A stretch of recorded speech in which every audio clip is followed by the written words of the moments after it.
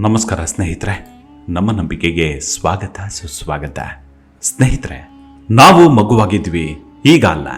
ಕೆಲವರು ಯುವಕರು, ಕೆಲವರು ಮುದುಕರು, ಹೀಗೆ ಎಲ್ಲವೂ ಕ್ರಮೇಣ ಭೂತಕಾಲವಾಗತ್ತೆ. ಯೌವನವೂ ಮುಗಿಯುತ್ತೆ. ಆದರೂ ನಾವು ಮಕ್ಕಳ ಕಾಲದಲ್ಲಿಯೇ ಇನ್ನೂ ನಮ್ಮನ್ನು ಗುರುತಿಸ್ಕೊಳ್ತೇವೆ. ಇದು ಯಾರಿಗೋ ಆಗ್ತಿದೆ ಎಂದು ನಮಗೆ ಅನಿಸೋದಿಲ್ಲ. ನಾವು ಅದಕ್ಕೆ ಸಾಕ್ಷಿಯಾಗೋದಿಲ್ಲ. ನಮ್ಮನ್ನ ಇನ್ನೂ ಬಾಲ್ಯಾವಸ್ಥೆಯಲ್ಲಿ ಗುರುತಿಸ್ಕೊಳ್ತೇವೆ. ಆದರೆ ಸತ್ಯವಾಗಿ ಈಗ ಅದು ಕನಸು. ನಾವು ನಮ್ಮ ಬಾಲ್ಯವನ್ನ ಕನಸಿನಂತೆ ನೋಡಲು ಸಾಧ್ಯವಾದರೆ, ನಾವು ಅದರಲ್ಲಿ ಗುರುತಿಸಿಕೊಳ್ಳದಿದ್ರೆ, ಸಾಕ್ಷಿಯಾಗಿದ್ರೆ ಮಾತ್ರ ಆಗ ನಮ್ಮ ಒಳಗಣ್ಣು ತೆರೆಯುತ್ತೆ.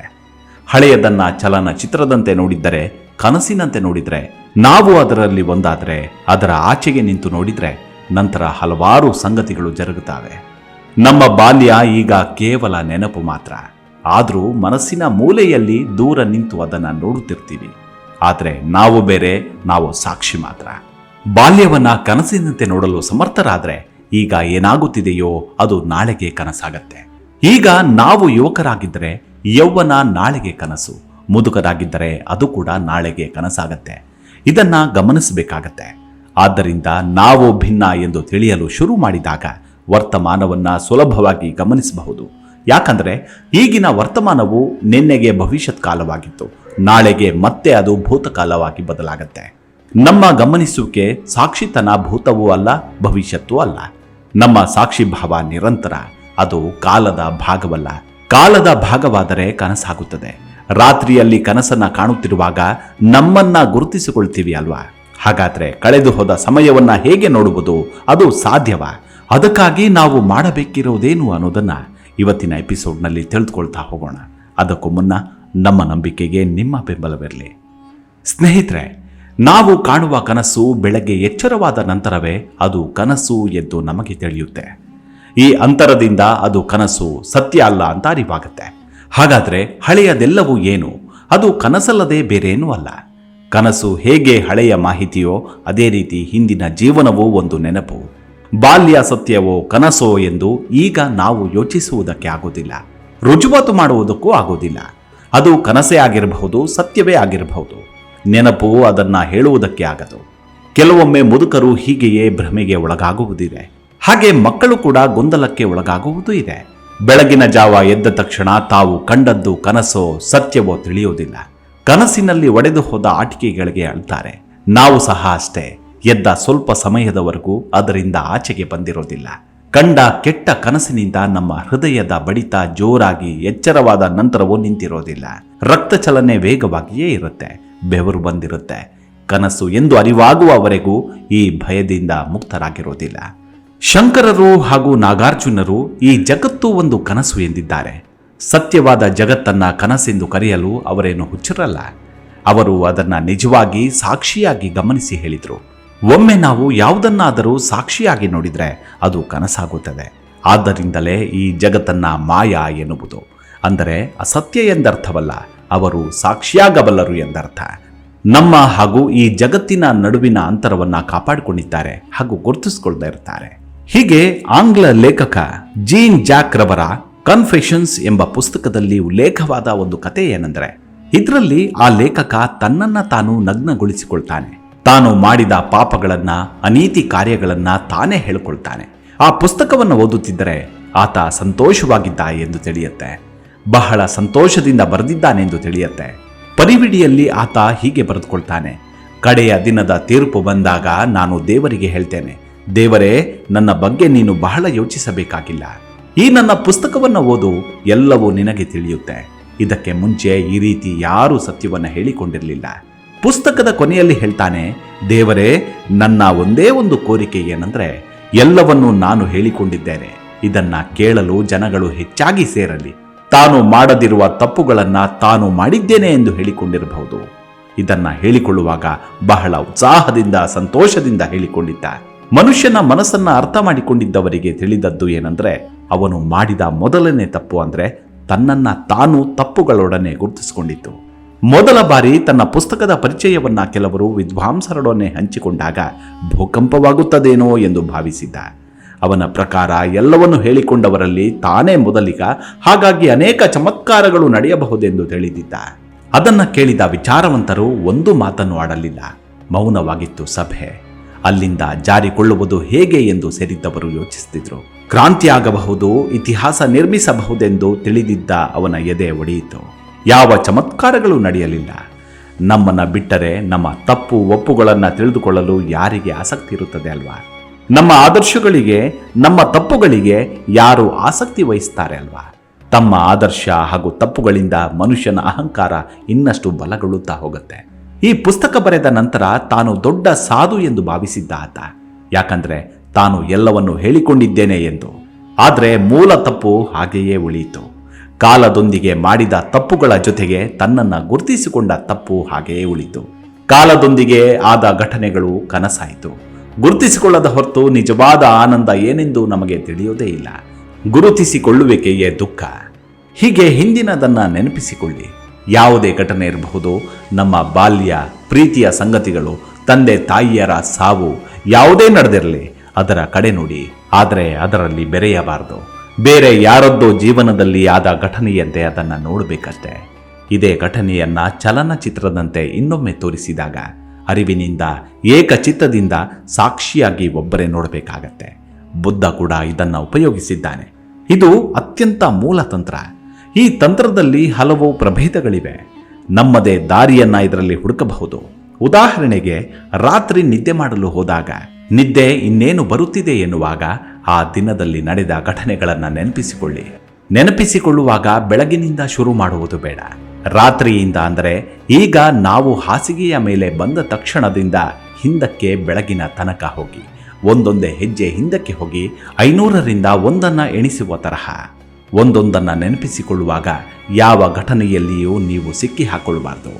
ಉದಾಹರಣೆಗೆ, ಮಧ್ಯಾಹ್ನದ ವೇಳೆಯಲ್ಲಿ ಯಾರೋ ಒಬ್ಬರು ನಮ್ಮನ್ನು ಹೀಯಾಳಿಸಿದರೂ ಕೂಡ ನಾವು ನಮ್ಮನ್ನು ನೋಡಿಕೊಳ್ಳಬೇಕು. ಯಾರೋ ನಮ್ಮನ್ನು ಹೀಯಾಳಿಸುತ್ತಿರುವುದನ್ನು ನೋಡಿ ಸಾಕ್ಷಿಯಾಗಿ ಆ ಘಟನೆಯನ್ನು ನೋಡ್ತಿರಬೇಕು. ನಮ್ಮನ್ನು ನಾವು ಅಲ್ಲಿ ಸೇರಿಸಬಾರದು. ಯಾವುದೇ ಉದ್ರೇಕ ಭಾವನೆ ಇಲ್ಲದೆ ಕೋಪ ಮಾಡಿಕೊಳ್ಬಾರ್ದು. ಕೋಪ ಬಂದರೆ ನಮ್ಮನ್ನ ಗುರುತಿಸಿಕೊಂಡಂತೆ ಆಯಿತು. ಧ್ಯಾನದ ಉದ್ದೇಶವನ್ನು ತಿಳಿದುಕೊಳ್ಬೇಕು ಮೊದಲು. ಕೋಪ ಬೇಡ, ಅವರು ನಮ್ಮನ್ನು ಹೀಯಾಳಿಸುತ್ತಿಲ್ಲ. ಅವರು ಹೀಯಾಳಿಸುತ್ತಿರುವುದು ಮಧ್ಯಾಹ್ನ ಇದ್ದ ಆಕೃತಿಯಲ್ಲ. ಆ ಆಕೃತಿ ಈಗಿಲ್ಲ. ನಾವು ಹರಿಯುತ್ತಿರುವ ನದಿಯಂತೆ ಆ ಆಕೃತಿಗಳು ಹರಿತಿವೆ ಅಷ್ಟೇ. ಬಾಲ್ಯದಲ್ಲಿ ಒಂದು ಆಕೃತಿ ಇತ್ತು, ಈಗ ಅದು ಬೇರೆ ಆಗಿದೆ. ನದಿಯಂತೆ ನಿತ್ಯ ಬದಲಾವಣೆ ಆಗ್ತಿದೆ. ರಾತ್ರಿಯ ಸಮಯದಲ್ಲಿ ದಿನನಿತ್ಯದ ಘಟನೆಗಳನ್ನು ನೆನಪಿಸಿಕೊಳ್ಳುತ್ತಿರುವಾಗ ನಾವು ಸಾಕ್ಷಿ ಎಂಬುದನ್ನು ನೆನಪಿಡಿ. ಒಬ್ಬರು ನಮ್ಮನ್ನು ಹೊಗಳುತ್ತಿದ್ದಾರೆ, ಆದರೂ ಸಂತೋಷ ಪಡಬಾರದು. ಎಲ್ಲವನ್ನು ಯಾವುದೇ ಪಕ್ಷಪಾತವಿಲ್ಲದೆ ಚಲನಚಿತ್ರ ನೋಡಿದಂತೆ ನೋಡಬೇಕು. ನಿದ್ದೆ ಬರದೇ ಇರುವವರಿಗಂತೂ ಈ ರೀತಿ ಹಿಂದಕ್ಕೆ ನೋಡುವುದು ಬಹಳ ಒಳ್ಳೆಯದು. ರಾತ್ರಿ ನಿದ್ದೆಯ ತೊಂದರೆ ಇದ್ದರೆ ಈ ತಂತ್ರ ಬಹಳ ಸಹಾಯ ಆಗತ್ತೆ. ಇದು ಮನಸ್ಸನ್ನ ಹಿಂದಕ್ಕೆ ತಿರುಗಿಸಿದ ಹಾಗೆ. ಮನಸ್ಸು ಹಲವಾರು ಸಂಗತಿಗಳಿಗೆ ಗಂಟು ಹಾಕಿಕೊಂಡಿರುತ್ತೆ. ಪೂರ್ತಿಯಾಗದ ಸಂಗತಿಗಳು ಅಪೂರ್ಣವಾಗಿಯೇ ಮನಸ್ಸಿನಲ್ಲಿರುತ್ತೆ. ಅದನ್ನು ಸರಿಪಡಿಸಲು ಸಮಯ ಸಿಕ್ಕಿರೋದಿಲ್ಲ. ರಾತ್ರಿ ಹಿಂದಕ್ಕೆ ಹೋಗಿ ಹಿಂತಿರುಗಿಸುವ ತಂತ್ರ ಇಂದಿನ ರಾತ್ರಿಯಿಂದ ಇಂದಿನ ಬೆಳಗಿನವರೆಗೂ ಅಪೂರ್ಣವಾದುದೆಲ್ಲವನ್ನ ಪೂರ್ಣಗೊಳಿಸಿ ಎಲ್ಲವನ್ನು ಸಾಕ್ಷಿಯಾಗಿ ನೋಡಿದ ನಂತರ ಪುನಃ ಹೊಸ ಮನುಷ್ಯರಾಗ್ತೀರಾ. ಹಾಯಾಗಿ ಮಗುವಿನ ತರಹ ನಿದ್ರಿಸ್ತೀರಾ. ಇದೇ ತಂತ್ರವನ್ನ ಇಂದಿನ ಜೀವನದಿಂದ ಹಿಂದಿನ ಜೀವನಕ್ಕೂ ಹೋಗಬಹುದು. ಇದನ್ನ ಮಹಾವೀರರು ಕೂಡ ಮಾಡ್ತಿದ್ರು. ಈಗ ಇದನ್ನ ಅಮೆರಿಕಾದಲ್ಲಿ ಡಯಾನೆಟಿಕ್ಸ್ ಎಂದು ಕರೀತಾರೆ. ಇದನ್ನ ಉಪಯೋಗಿಸಿ ಹಲವಾರು ಪ್ರಯೋಜನಗಳನ್ನು ಪಡಿತಿದ್ದಾರೆ. ಇದರ ಪ್ರಕಾರ ಎಲ್ಲ ಕಾಯಿಲೆಗಳು ಹಳೆಯ ಜನ್ಮದ ಉಳಿಕೆಗಳು. ಇದಕ್ಕೆ ಹೋಗುತ್ತಾ ನಮ್ಮ ಜೀವನವನ್ನ ಹಿಂದೆ ತಿರುಗಿಸುತ್ತಿದ್ದರೆ ಅನೇಕ ಕಾಯಿಲೆಗಳು ಮಾಯವಾಗ್ತವೆ. ಅನೇಕ ಘಟನೆಗಳು ಇದನ್ನ ಸಾಬೀತು ಮಾಡ್ತಿವೆ. ಮಾನಸಿಕ ಕಾಯಿಲೆ ಎಂದು ಹೇಳಿಕೊಳ್ಳುವ ಅನೇಕ ಘಟನೆಗಳು ವಾಸಿಯಾಗಿವೆ. ಹಿಂದಕ್ಕೆ ಹೋಗುತ್ತಿದ್ದಂತೆ ಯಾವುದೋ ಒಂದು ಕ್ಷಣದಲ್ಲಿ ಆಗಿದ್ದ ಆಘಾತ ಮೇಲಕ್ಕೆ ಬರುತ್ತೆ. ಅದರ ಕಾರಣ ತಿಳಿದಾಗ ಮಾನಸಿಕ ಕಾಯಿಲೆ ವಾಸಿಯಾಗತ್ತೆ. ಇದೊಂದು ಔಷಧಿ. ಒಳಗಡೆ ಇರುವುದೆಲ್ಲವೂ ಭೇದಿಯ ತರಹ ಖಾಲಿಯಾಗತ್ತೆ. ಹೊಸ ಆರೋಗ್ಯ ಬರುತ್ತೆ. ಇದನ್ನ ಪ್ರತಿದಿನವೂ ಮಾಡಬೇಕು. ಮಕ್ಕಳಿಗೆ ಇದನ್ನ ದಿನಾಲು ಮಾಡಲು ಅಭ್ಯಾಸ ಮಾಡಿಸಬೇಕು. ಆಗ ಅವರ ಹಿಂದಿನ ಜನ್ಮದ ಭಾರ ಕಡಿಮೆಯಾಗತ್ತೆ. ಯಾವುದಾದರೂ ಹಿಂದಿನ ಘಟನೆಯನ್ನ ನೋಡಿ ನಮ್ಮ ಆಕಾರವಿರುತ್ತೆ. ಸೂತ್ರ ಹೇಳುವುದು ಇದನ್ನೇ. ನಮ್ಮ ಆಕಾರ ನಾವಲ್ಲ, ನಾವು ಇರಲೇ ಇಲ್ಲ. ಯಾವಾಗಲೂ ನಮ್ಮ ಆಕೃತಿಯೇ ಇರೋದು. ಹೀಯಾಳಿಸಿದಾಗ ನಾವು ಸುಲಭವಾಗಿ ಈ ಆಕೃತಿಯಿಂದ ಕಳಚಿಕೊಳ್ಳಬಹುದು. 20 ವರ್ಷದ ಹಿಂದಿನ ಘಟನೆಯಿಂದ ನಮಗೇನು ಆಗಬೇಕಾಗಿಲ್ಲ. ಹೀಯಾಳಿಸಿದವನು ಪ್ರಾಯಶಃ ಸತ್ತಿರ್ತಾನೆ. ಅಭ್ಯಾಸಕ್ಕಾಗಿ ನಿಧಾನವಾಗಿ ನಾವು ಸೂತ್ರವನ್ನು ಪಾಲಿಸಬೇಕು. ಕವಿಗಳು, ಕಲ್ಪನಾಜೀವಿಗಳು ಕೆಲವರು ಮಾತ್ರ ಈ ರೀತಿ ಭವಿಷ್ಯದ ಸತ್ಯತೆಯ ಕಡೆ ನೋಡಬಹುದು. ಚಿಕ್ಕ ವಯಸ್ಸಿನವರಿಗೆ ಭವಿಷ್ಯದೆಡೆ ನೋಡುವುದು ಒಳ್ಳೆಯದು. ಯಾಕಂದರೆ ಅವರು ಭವಿಷ್ಯ ಪೂರ್ವಕವಾಗಿ ಇರ್ತಾರೆ. ವಯಸ್ಸು ಆದವರಿಗೆ ಸಾವನ್ನ ಬಿಟ್ಟರೆ ಬೇರೆ ಭವಿಷ್ಯವೇ ಇಲ್ಲ.